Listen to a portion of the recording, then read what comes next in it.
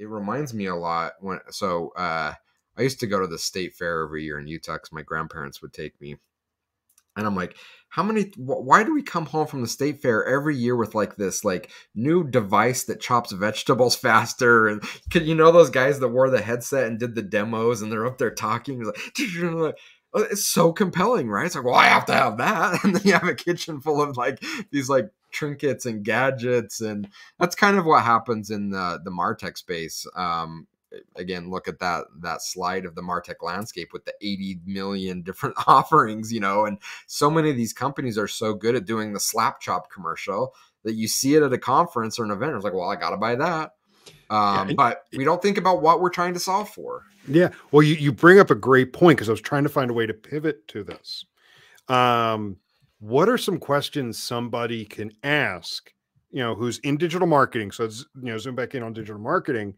What are some questions somebody could ask themselves as a check to make sure that, I want to be focused on the outcomes? How do I make sure I don't fall for the glitzy marketing or the shiny brand name? I mean, I think that's it, is to ask what we're trying to solve for. So when we start to get, when we see that fancy and a well-produced infomercial and we're like ready to, pick up our phone, this is, dating me, and place that order for that new thing we just have to have, we need to ask ourselves, are we buying it because we're feeling enticed and like, this seems really cool?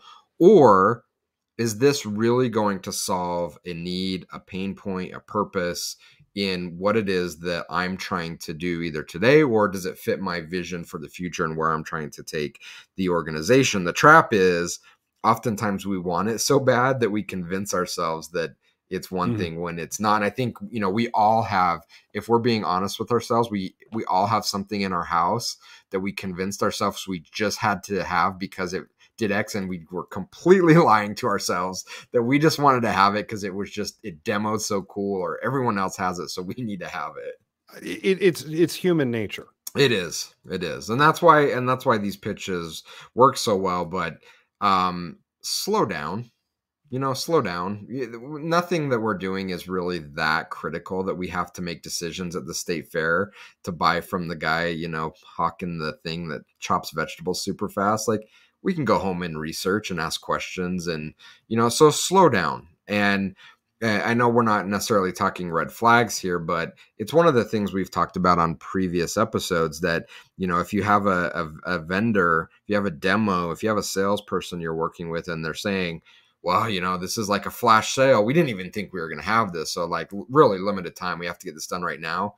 Alarm bells, flashing lights should be going off. That's like, wait a minute, I probably don't need this. If I have to make a decision right now on this thing, it's probably something that is an impulse buy and I really don't need. And we're going to feel good, right?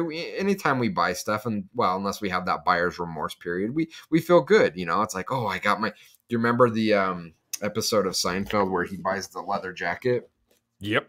And he literally is in his pajamas at like midnight watching TV, sitting on the couch with the leather jacket on because it's like, I just can't take it off. It feels so cool. Like, we have that, right? Like that newness, and it just feels so cool to have this new thing. But eventually it always wears off. And so if we bought it for that like excitement of the purchase and not for the excitement of the process of what that was going to enable us to do from an outcomes perspective, eventually we're going to get tired of it. And that curve is pretty sharp. It doesn't take long for us to be like, I guess I didn't really need to buy that thing. Let's put it in the corner with everything else that we bought that we didn't need. Unfortunately, in business, it's not like we're just taking up space in our house with stuff collecting dust.